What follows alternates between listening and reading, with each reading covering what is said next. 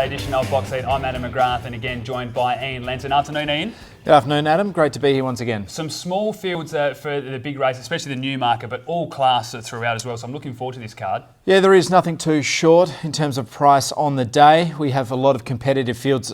As you mentioned, the Newmarket looks fantastic. 6 horses, I think they all can win. Let's take a look at the conditions that we're going to be faced with on Saturday. And the Mooble Run is out 6 metres. There's a little bit of rain around Perth, especially on Friday. So at the moment, the track is rated a good 4. But I do advise you to check the Perth Racing Twitter site and also the Rawa Racing site just to make sure you do get those conditions exactly right come Saturday. So make sure you do follow us via social media and get those up-to-date track conditions on Saturday morning. Let's take a look at race number 1. It is over the 2,000 metres and Mystic Prince looking to make it 3 in a row.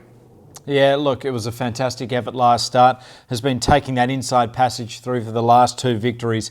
Clint Johnson-Porter was excellent on this galloper last start in his first Saturday ride. I thought it was a great performance. It certainly was. As you mentioned, a great way to make your debut on Saturday for Clint Johnson-Porter. Let's take a look at that victory now. On the inside behind the leader, Mystic Prince. True Gold in the middle is being ridden along.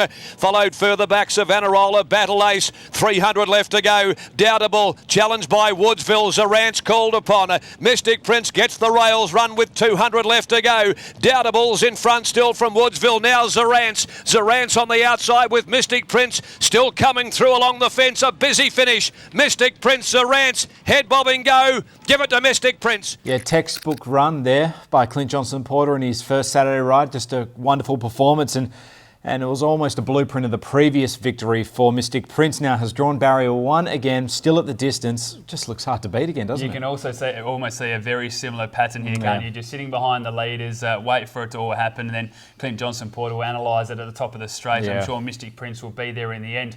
Justin Warwick has 2 horses in this race, Black Uma and also Battle Ace. Which one are you leaning towards and why? Well, I went with Lucy Warwick. I think it's a huge query to the 3 Black Uma. It hasn't raced for a long time, hasn't won for a long time, but the fact that Lucy Warwick rode Battle Ace last start, and she was on Battle Ace for its last victory, and she's elected to ride Black Uma, which is first up over 2,000 metres. I'm not confident at all, but I'm just putting it in there just in case. Drive West was a winner last start, certainly made hard work of it, but the horse is in form. Yeah, it certainly is. Has been consistent, probably down at a lesser grade. But that victory last start was indicative of this campaign, and our mate Al has come from that race and won since and drops 4 kilograms, so must play a part. Do you have any question marks of vital importance at the distance? I think you have to. I wouldn't not back it because of that, but the horse hasn't placed above 1,700 metres to date. The 56 is maybe a bit of an issue given what it was winning at when it was racing very well. So there's just a few too many queries for me. Let's take a look at the selections then for race number 1. I'm going to be tipping at number 2, Mystic Prince. From number 7, Drive West. Number 4, Vital Importance. And number 5, Battle Ace. I'm 2, Mystic Prince. From 3, Black Uma. Number 5, Battle Ace. And number 7, Drive West. Race number 2 at Belmont Park. It is Perth. Race number 4 for our Singapore viewers. It is over the 1,600 metres. Well, this is one of the more competitive races of the day. Yeah, certainly is a lot of great chances in this event. Oakhurst Flyer and Pants on Fire, they're coming from reasonably similar form lines. Zarance dropping back in distance. And then, of course, Needle Lift, who was outstanding last start behind Red Aura. We had a big question mark around Top Show last start. Could it return to its best form? And she did exactly that. Yeah. A really good ride by Lucy Warwick and was able to win by a neck. Let's take a look at that replay now. 400 left to go. Mr. Mankini led them for home. Muskets at dawn second. Here comes Cadenza with a timely run. Right behind those, Excuse Me Mac, and now Top Show. She's starting to lengthen stride. She's finishing powerfully down the outside with 150 to run. Cadenza's on the outside going to Mr. Mankini. Top Show, they got very close. Top Show, Cadenza. Top Show prevails. Top Show beat home either Cadenza. Yeah, a few bad habit signs there, laid in quite a lot in the straight. Now it comes off a 4-week break here, but you do know that Top Show has that really nice turn of foot that can bring it into a race at any point if conditions suit, and I'm expecting that to be the case.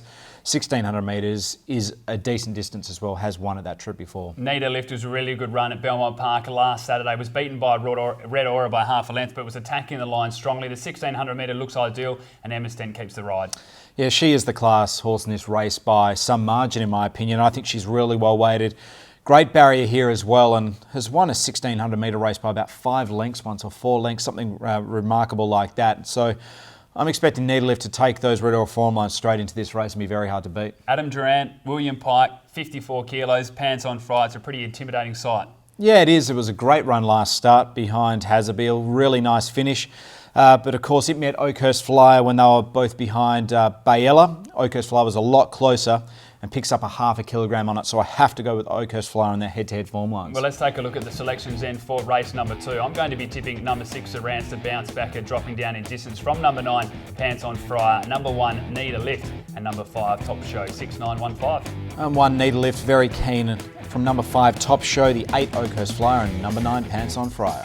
Race number 3, it is our listed race at Belmont Park. It is the Belmont Newmarket is Perth race 6 for our Singapore viewers over the 1200 metres. And you mentioned it in the introduction, Ian, only 6 runners, but all class. Yeah, they certainly are. Probably New Time the longest in the betting, but at any time New Time can turn up, we know that.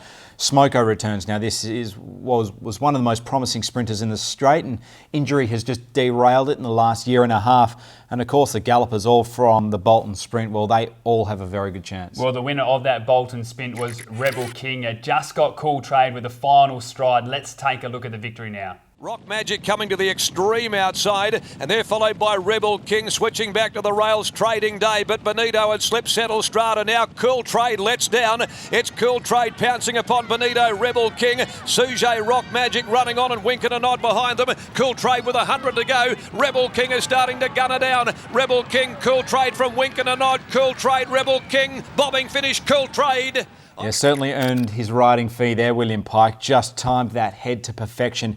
Nabbing Cool Trade right in the line. It didn't look like it had got there until we saw the slow-mo, so that was just a wonderful race. But of course, the weight swing now against Rebel King for a lot of the others will make it very hard for him to win. Well, the weight swing, as you mentioned, 4 kilo swing to Rock Magic, 5.5 to Cool Trade, and 3.5 to Wink and a Nod. So I can't even have Rebel King in my top 4.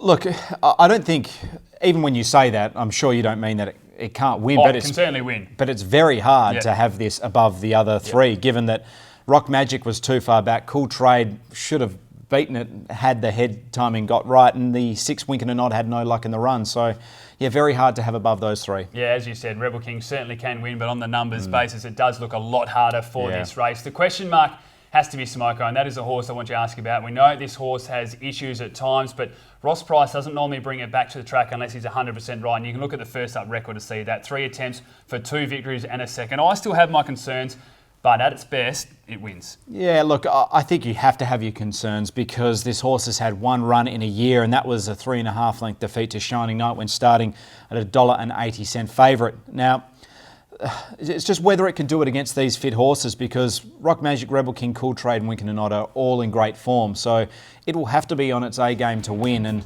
I just have queries. I probably wouldn't be backing it. Well, let's take a look at selections then for race number 3. I'm going to be tipping number 5, Cool Trade, with a 5.5 kilo swing on Rebel King. From number 6, Winkin' and Nod, number 1, Rock Magic, and number 3, Smoko, 5613. Putting the 6, Winkin' and Nod on top from number 1, Rock Magic, the 3, Smoko, and number 5, Cool Trade. Race number 4 at Belmont Park. It is Perth race number 8 for our Singapore viewers. It's over the 1300 metres. I'm intrigued by this race, Ian, because we do have a few classy runners, the like of Cerise and Dana Blue as well, but then others that have been racing on Saturdays and winning, like Mickey Tuto's a winner 2 starts ago, Zuccaros a winner last start as well, and we know Calabria Joe was a winner at 3 starts ago.